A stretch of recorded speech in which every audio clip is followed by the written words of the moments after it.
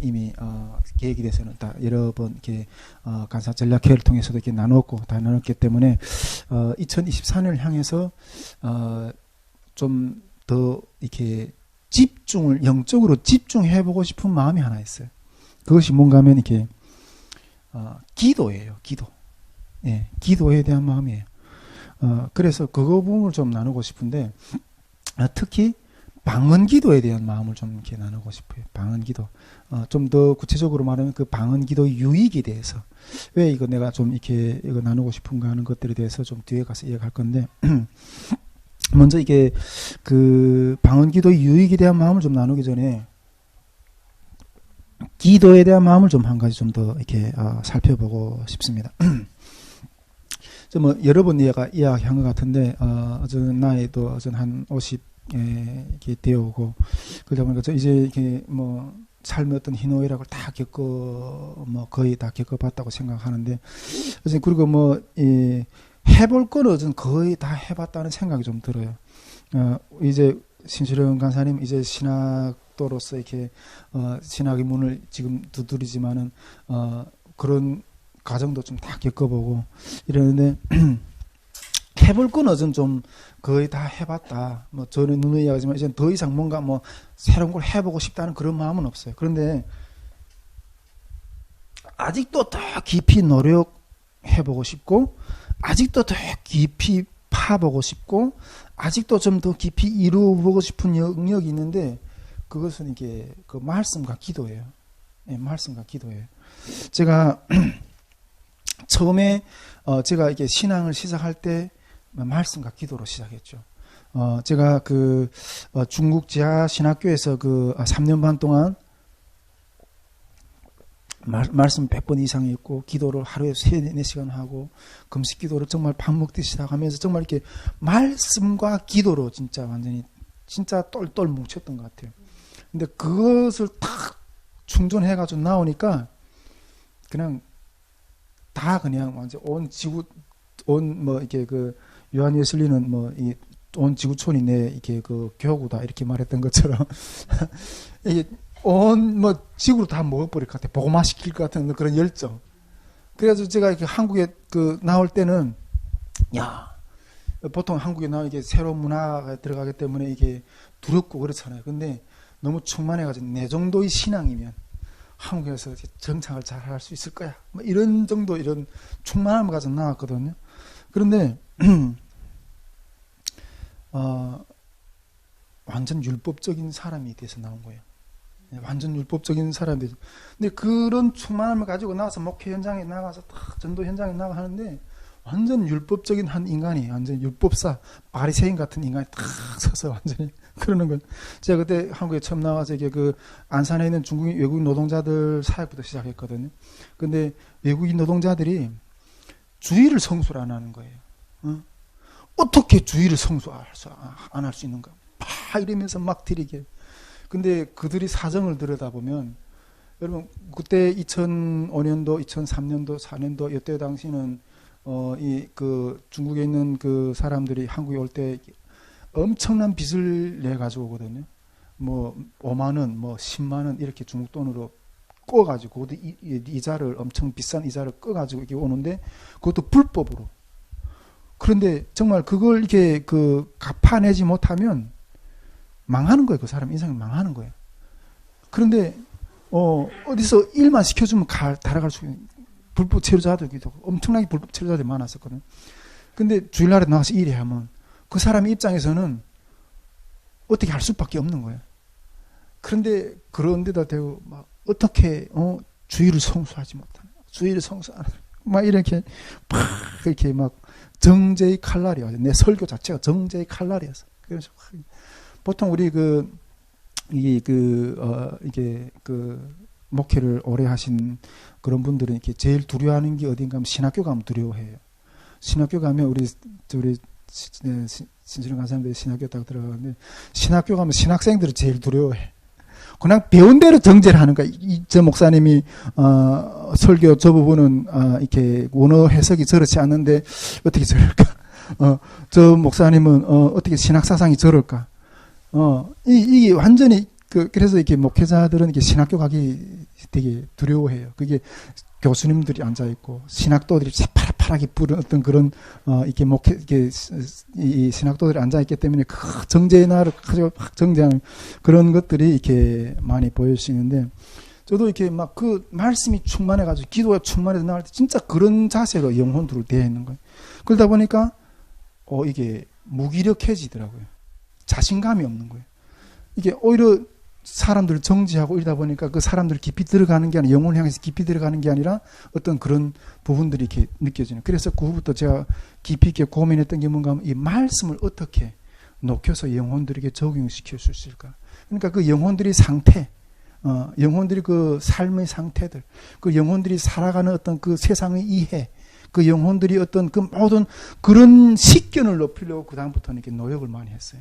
그러다 보니까 학문을 좀 더 깊이 있게 연구하게 되고, 또 성도들의 삶에 또 깊이 있게 들어가려고 노력을 하기도 하고, 그리고 또 이들이 살아가는 이 사회적인 문화와 이 정치의 어떤 그런 게 먹이사슬이 이렇게 얽힌 그 먹이사슬의 어떤 그런 고리들, 그 힘의 논리들, 그 국제사회가 이게 흘러가는 그런 것 같아. 그 이념의 대결들, 이런 세상에 따라가는 모든 이런 그 부분들에 대해서도 이렇게 깊이 있게 관심을 가지게 되는 거예요. 관심을 가지게 되면서 이렇게, 살펴보게 됐어요. 그러다 보니까 그 가운데서 생긴 기준이 뭔가 하면, 보이는 현상이 전부인 게 아니라 그 현상 뒤에 있는 영적인 실체의 존재를 파악하는데, 우리가 어떤 행동하는데 그 사람이 행동하는 것이 우리가 보기에는 참 이렇게 그 불의한 것처럼 보이는데, 그것이 왜 그 사람이 그렇게밖에 행동할 수밖에 없는가 하는 그 뒤의 원인, 영적인 원인들을 바라볼 수 있는 눈이 생기게 되는 거예요. 예. 그런 눈들이 이제 그러면서 그렇구나, 그 말씀을 이해를 하고 그 말씀을 그들에게 어떻게 그 영혼에게 적용시킬 건가 하는 것들에 대한 어떤 깊이를 묵상하게 되고, 그러면서 이제는 그 율법주의에서 다시 주님의 그 말씀과 사랑으로 영혼을 품어내는 어떤 그런 이 훈련의 단계들을 지금까지 쭉 겪고 오게 되었던 것 같아요. 그래서 이제는 뭐 교만한 소리도인지 모르겠지만은 그렇구나, 목회를 하는 영역이라는 게 어떻게 흘러가는구나, 그런 것들에 대한 어떤 이렇게 기초적인 이해를 할까, 그런 것들에 대한 어떤 어느 정도 시각이 생기게 된 거예요. 그래가지고 그런데 이제 다시 돌아와서, 그래서 이제는 그런 부분들에 대해서 좀 내려놓는다는 생각도 좀 들지만은, 그래서 이제 다시 돌아와서 다시 깊이 파고 싶은 것은 말씀과 기도인 거예요. 처음에는 말씀과 기도로 했다가 그것이 그냥 율법주의적인 어떤 그런 것이 되어가지고 뭐 이렇게 좀 돌아가서 그런 것들 더 깊이 했지만은, 이제 그런 것들 다시 섭렵한 상황과 돼서 다시 돌아가야 되는 것은 말씀과 기도의 어떤 그런 깊이로 다시 돌아가야 되겠다는 생각을 하게 된 거예요. 결국 이것을 가지고 승부가 난다는 것을 알기 때문에 그것을 이렇게 좀 더 파보고 싶은, 여기는 파도 하나님의 세계는 이게 끝이 없는 어떤 그런 것이라는 것을 알기 때문에 다시 여기에 이렇게 더 깊이 파보고 싶은 어떤 그런 마음이 이렇게 세워지게 되는 거죠.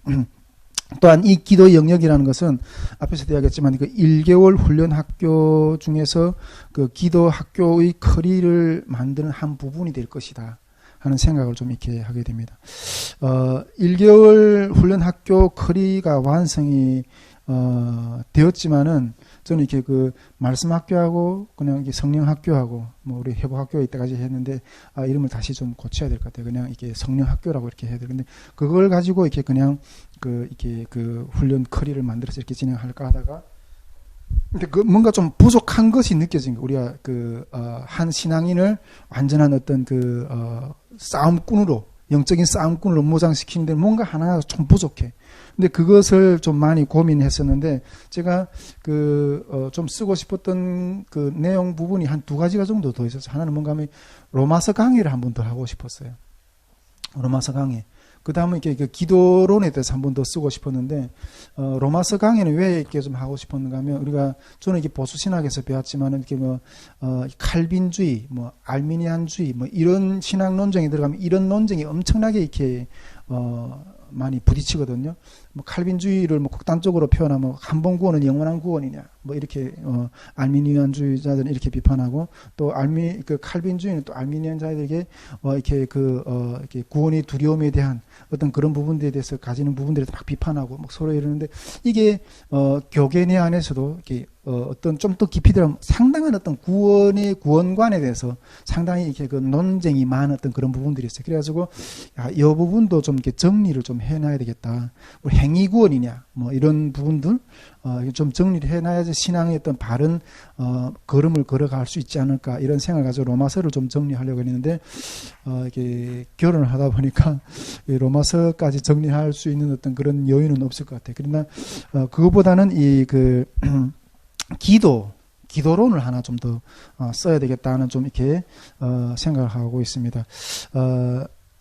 지금부터 이 기도회 때 그 커리를 조금씩 연구하면서 이제 다음 주부터는 강의를 곧 지금 진행하려고 하는데 그러면서 이렇게 그 기도론을 좀 완성을 해서 우리 그 훈련 학교의 한 부분으로 이렇게 넣으려고 하거든요.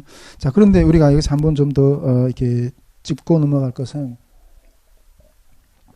왜 기도 훈련을 훈련학교의 한 자리로 차지할 정도로 이렇게 비중을 둬야 되느냐 하는 문제죠. 저는 일반적으로 좀 이렇게 생각해 봅니다. 사람은 어떻게 삶을 스스로 걸어갈 수 있는 성인으로 성장해 나갈까? 늘 어떤 한 개인이 건강한 성장을 이렇게 그걸 초점을 늘 저희 관심은 그러고 있는데 그 성인으로 성장할까를 고민해 볼 때는 처음에는 우리 지금 성결이가 뭐 그냥 금방 태어나가지고 다 그냥 오줌똥 다 그 부모가 치워줘야지만 이렇게 하죠. 그래서 처음에는 다 이게 부모의 손길을 필요로 하죠. 예, 부모의 손길을 필요로 하고 그 다음에 그 성장해서 학교를 졸업하고 그 다음에 또 이렇게 결혼을 하고 또 결혼을 해서도 또 저도 결혼 뭐 다 우리 결혼 경험이 있는 분들이지만은 결혼을 해보니까 정말 한동안은 결혼을 내가 모르고 이렇게 뭔 모르고 결혼을 했던 것 같아요. 예, 그래서 우리 옛날에 그냥 뭔 모를 때 결혼하라고 알고 나면 결혼을 못 한다고 그런 것 같아요. 근데 결혼이라는 것도 해도 한동안은 어떤 상당히 그런 어떤 그 진통을 겪는 어떤 그런 독립이 안 되고 뭔가 의존적인 부모를 의존한다든가 누가 어떤 도움을 의존하는 그런 부분들도 상당히 많은데 그러다가 나중에는 저도 이렇게 보죠. 이렇게 멘토를 의지해서 어떻게 자기를 유지하는 어떤 그런 방법을 이렇게 걸어가는가 그런 것들을 통해서 결국 자기가 이렇게 홀로 서가는 어떤 그런 과정을 이렇게 저는 밟는다고 생각하는데, 근데, 어떤 한, 생명이 태어나서, 육체가 성장했어도 누구한테 계속 의존적이 된다면, 이건 비정상이라고 생각해요. 의존적이 된다면. 그래서 성경에서도 말하잖아요. 이렇게, 부모를 떠나라고 했잖아요. 부모를 떠나 둘이 하나가 되는, 그러니까 독립하라는 소리예요. 독립을. 예.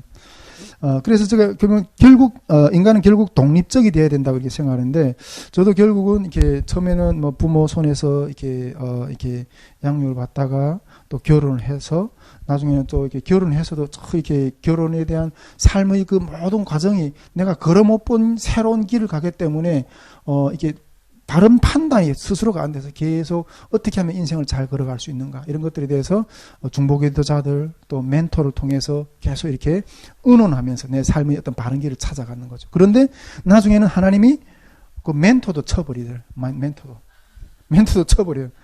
지금은 우리 신순 간사님이 이렇게 우리 성교의 옆에서 우리 많이 도와드린 건 없지만 중보를 하지만은 나중에 그것도 쳐버리세요. 하나님이. 그것도 쳐버리지 혼자 가게 하죠.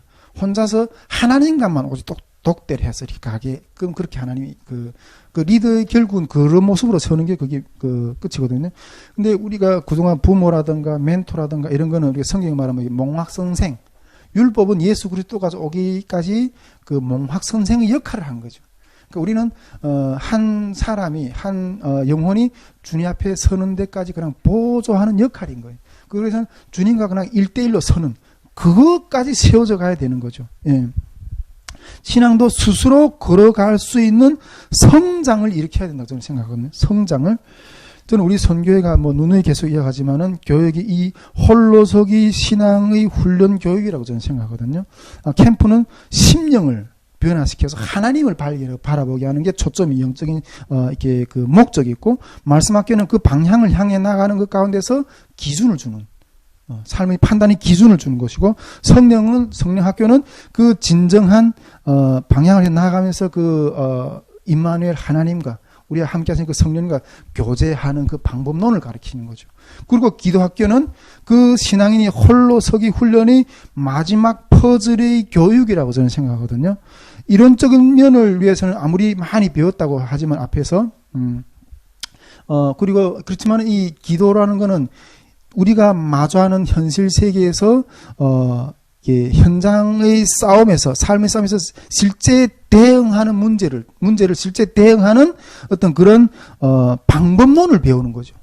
방법론을 배우는 것이 이렇게 그 기도론의 어떤 그 학교의 어떤 그런 컬이라고 될지라고 저는 생각합니다. 그래서 이런 것들을 완전하게 세팅해 가지고 그 사람이 스스로 걸어갈 수 있도록 교육시키는 어떤 그런 교육 어떤 이 기간을 만들고 싶은 거죠. 저는 이렇게 보통 우리가 그 해성교라 이렇게 하게 되면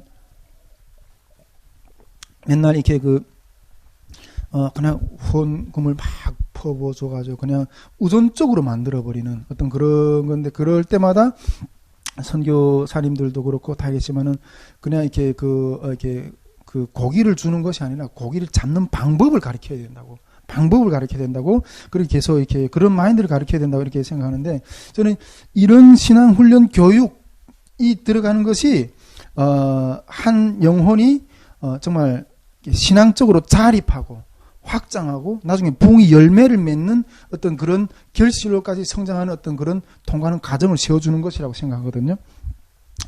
제가 솔직히 제 견해가, 제 시야가, 제 생각하는 것이, 전부가 이게 어떤 진단하는 어떤 그런 맥이 아닐 수도 있겠지만은, 제가 어떤 좁은 견해로 이렇게 말한다고 생각할지 모르지만, 저는 그렇게 좀, 우리 한국교회 교회의 어떤 그런 흐름, 그리고 또 교회가 목회하는 어떤 그런 것들을 바라보면서, 이렇게 좀 보여, 제 입장에서는. 현대교회 문제점은 그냥 일방적인 말씀 선포에만 그냥, 이렇게 초점이 맞춰져 있다고 생각해요. 물론 이런 것들을 통해서 교훈적인, 듣는 사람들은 교훈적인 유익을 줄 수는 있다고 생각해요. 그냥 어떤 면에서 보면 그냥 학교에 가서 그냥 강의 듣고 그냥 오는 거죠. 강의 듣고 오는 거죠. 예. 근데 그러다 보니까 실제 한 개인이 열매로 나아가는 데는 참 이게 많은 어떤 진통, 제대로 된 어떤 훈련, 어떤 그런 것들이 이렇게 완성이 안 된다고 이렇게 좀 생각하는데, 실제로 고기를 어떻게 잡는가 하는 것들이 법을 가르쳐야 된다고 생각해요. 교회는 신앙을 어떻게 승리할 수 있는가 하는 것들에 대한 어떤 그런 법을 가르쳐야 된다고 저는 생각하는데, 제가 이런 것들 누누이 이렇게 계속 이야기하는데, 이걸 제가 이렇게 이렇게 하면 현실적으로 어떻게 다가올지 모르겠지만, 비유적으로 이야기하면, 우리 종교개혁 시대 이전에는 이 성경이라는 것이 일반 성도들한테 이게 주어지지 않았잖아요. 이게 다 이게 신부님들, 이 주교들, 이런 분들만 해석할 수 있는 권한이 있었어요. 그런데 종교개혁 시대에는 이것을 성경을 번역해서 일반 성도들에게 지어줬어요, 그냥. 근데 이걸 그때 천주교하고 개신교의 가장 깊은 갈등이 이 부분이었거든요. 종교개혁이 무슨 루터에서 일어나서 막 이렇게 했다지만, 그 밑에 신학적인 갈등이 깊은 갈등이 어떤 부분이었는가 하면, 이거 아무렇게나 해석해버리면 큰 문제가 생긴다, 말씀을. 그래서 이걸 함부로 주면 안 돼. 이게 훈련된 자들만이 이걸 볼 수 있게끔, 그래서 이게 신부님들만, 주교들만 그런 것들, 교황만 이거 볼 수 있게. 그런데 이게 가톨릭의 입장이었고, 그러나 이 개신교가 들고 나왔던 어떤 그런 주장은 무엇이었는가 하면, 아니다. 일반 성도들도 이거 충분히 이해할 수 있다. 왜? 성령이 계시기 때문에. 그래서 이 개신교가 중심적으로 들고 나오는 어떤 가장 큰 근원은 이게 성령이에요. 성령의 역사예요. 성령의 사역이에요. 그런데 아이러니하게도 개신교가 이 성령의 사역이 돼서 이렇게 많이 이렇게 요즘에는 이렇게 많이 이렇게 현대교회는 많이 이렇게 반박하잖아요.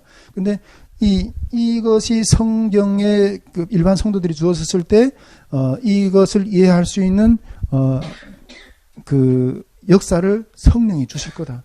구원이라는 것은 어려운 것이 아니다. 하나님이 우리를 창조하셨고 그것이 그 인간이 죄를 지내면서 떠났고 이 죄인을 구원하시기 위해서 예수 그리스도를 보내주셨고 그 예수 그리스도를 믿으면 구원받고 우리 천국 가. 이런 기초적인 사실은 어려운 게 아니다. 그래서 평신도들이 죄져야 된다. 이것이 개신교가 가지고 있었던 입장이었거든. 그래서 이 성경이 이렇게 일반 성도들에게 이렇게 배포된 거예요. 그런 주장을 가지고 개신교는 그걸 보여서.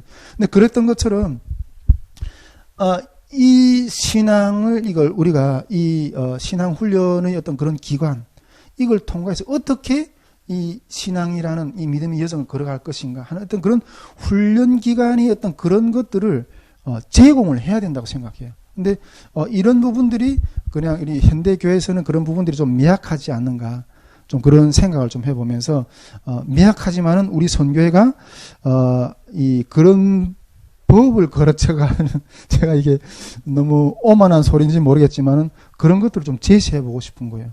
그것이 말씀, 성령, 기도. 저는 이것이 딱 이 관이 제대로 성립되면 정말 돌 꼭대기에 올려놔도 이 모든 것들을 이렇게 헤쳐나갈 수 있는 신앙인이 훈련이 어떤 그런 것이 될 수 있다고 저는 생각하는데 저는 그런 것들을 이렇게 좀 시도를 해보고 싶은 거죠. 어떤 면에서 이게 이거는 어떤 면에서 북한 선교라기보다 북한 선교에 앞서서 이게 보편적인 신앙인이 어떤 고민이 어떤 훈련이에요. 이게 첫째 그것이라고 생각합니다. 근데 이거는 보편적인 신앙인이 훈련이기도 하지만은 저는 또 다시 한번 다른 면에서 봤을 때 동시에 이게 북한 선교의 기초라고 생각하거든요. 기초라고 생각하거든요. 통일 선교를 행해서 달려가는 사람들이 이게 기초 무기의 정비를 하지 않고 저는 막 달려간다고 생각해요. 기초 무기 정비를 하지 않고. 솔직히 많이 북한 선교 학교라든가 뭐 여러 가지 어떤 북한 이해라든가 이런 강의는 많이 해요. 근데 그것을 하는 사람이 진짜 신앙의 그 내공이 있는 사람인가? 어떤 이런 것을 할 때 좀 캐치마크가 들는다고 생각이 돼요. 요즘에 얼마 전에 제가 한 논문 인터뷰를 이렇게 진행했는데 그 인터뷰하는 그 사모가 이렇게 이야기하더라고요. 이 논문이 실제적으로 이렇게 발표되면 사회적인 주제를 다루는 이 논문이 다루는 사회적인 주제가 어떤 뭔가 이렇게 그 영향력을 끼칠 것 같다고 생각하는가 이렇게 물어보더라고요. 그래서 제가 그랬죠. 북한학 논문이 없는 게 아니라 그랬어요. 북한학 논문이 쌓이고 디디고 쌓였다고. 그러나 그것을 실행하는 사람 그것이 영향이 달려있다고 나는 이렇게 생각한다고 이렇게 이야기를 해서 이야기했는데 진짜 저는 이렇게 북한 선교의 이해도 중요하지만은 그것을 현장에서 다 이렇게 다루어낼 수 있는 사람의 영적인 어떤 그 실체 그것이 먼저 다루어져야 된다고 생각해요. 제가 하나님이 길을 열어주시면 이 부분도 또 하나님의 선교를 통해서 일어나고 싶습니다. 저는 우리 선교를 통해서 이 한국 교회를 깨워내는 운동도 같이 하고 싶어요.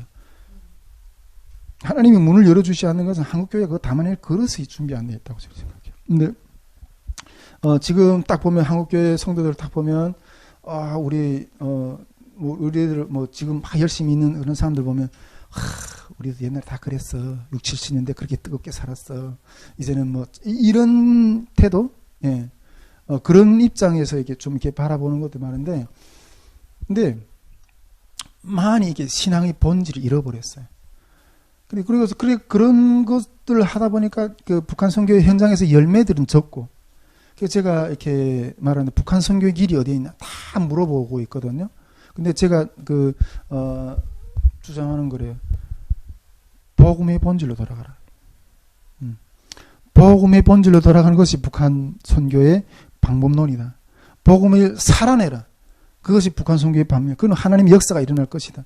어떤 그런 이야기를 이렇게 누누이 하고 이렇게 하는데 어쨌든 우리가 이 북한 이 학교가 그렇게 해서 이런 크기라 지으면 이게 우리가 한 개인의 어떤 그런 이 원초적인 또 그리고 이렇게 본질적인 그런 것들뿐 아니라 저는 이게 북한 선교의 영역도 다루는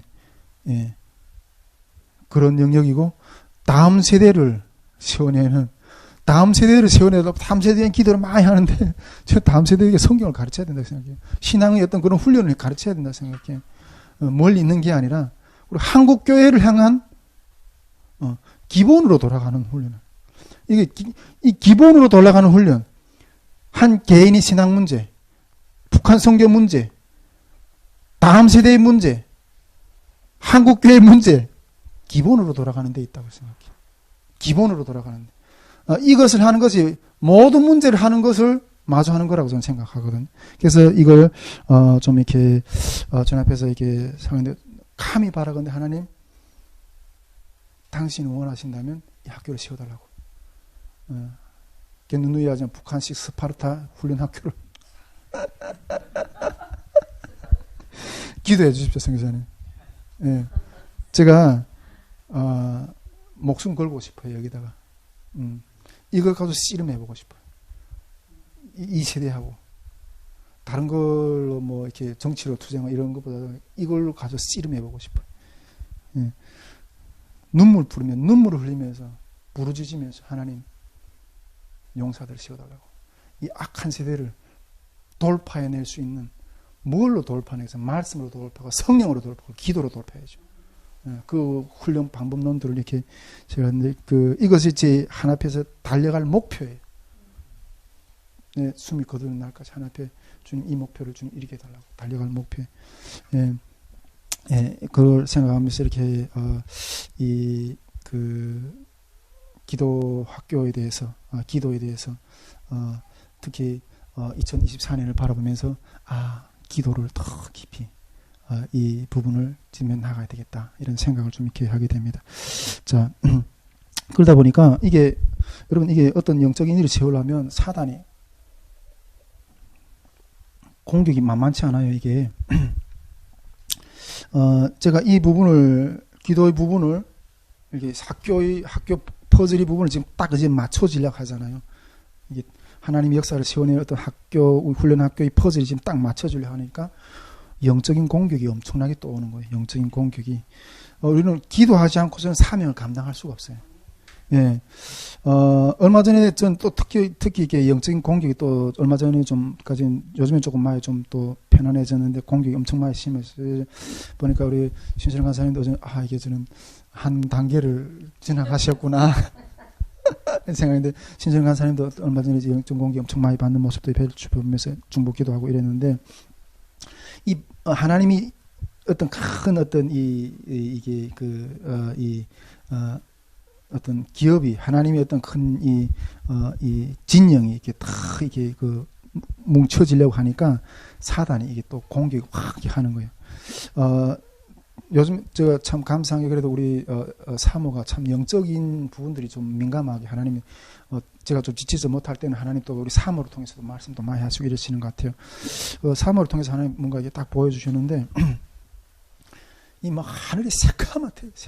막 하늘이 새카만데 막 이 하늘에서 새카만 하늘이 막 이 어둠의 영들이 그 흉물스러운 그 마귀들이 막 득실득실한 그 가운데 어마어마하게 큰 용이 있잖아요. 용이 막 시뻘건 불을 토하면서 막 삼키려고 드는. 근데 그런 모습을 보고서 우리 사모하고 우리 애들하고 숱한 사람들이 그냥 무서워가지고 이제 집에 그냥 들어와서 밖에서 나오지도 못하는데 나는 그러니 말거니 그냥 밖에서 그냥 할 일을 하더라는 거예요. 막 이렇게 하더라는 거예요. 네. 어쨌든 그 사단도 이렇게 두려워하는 존재가 하나 있어요. 이렇게 공격하는데도 그냥 가는 사람. 그난 뭐, 네가 나를 공격하든 네가 나를 어떻게 하든 나는 정해진 길을 가겠다. 어쨌든 그런 상태에 있어요 지금. 네, 우리가 중보가 엄청 필요한 때예요. 제가 우리 이 말씀학교를 설 때도 우리가 이 말씀학교도 앞으로 엄청난 기준을 주셔야 할 것 같은데 말씀학교 그 교재를 쓰기 시작할 때도 하나님이 그 영적인 싸움에 대해서 보여주셨는데 이 한반도를 묶고 있는 영이 공격하고 있는 거예요. 한 개인을 결박하는 영도 엄청 센데 이 국가를 공격하는 영, 이 묶고 있는 결박하는 영들이 있거든요. 그 영이 나를 막 공격하는 거예요. 그 살육에 그냥 사람이 거리에 나타나는 사람 보이는 사람마다 그냥 칼로 그냥 베어버리고 이런 공격이 한참 그 코로나 시대에 그렇게 막 일어났던 거예요. 코로나 시대에 그 말씀학교 교재를 쓰기도 했는데 정말 어마어마한 어떤 우리 기독교에 대해서 그렇게 핍박하고 방황 이랬잖아요. 어, 그런데 이 기도론을 이게 쓰려고 하는데 또 이런 좀 엄청난 어떤 그런 공격이 있다는 것을 여러분들 좀 이렇게 그 생각해 주시고 또 중보를 같이 동참해 주시면 감사하겠습니다. 우리가 혼자서 기도하는 것보다 우리가 여기서도 이렇게 같이 예배 자리에 나와서 같이 기도하는 거 얼마나 힘이 나요. 같이 중보하면 더 큰 힘이 날 줄 믿습니다. 예. 우리가 끝까지 이렇게 믿음으로 승리해야 될 줄 믿습니다. 자, 우리 이게 오늘 기도에 대한 마음을 2024년에 이렇게 선포하며 나아가는데 이 부분에 대한 어떤 여러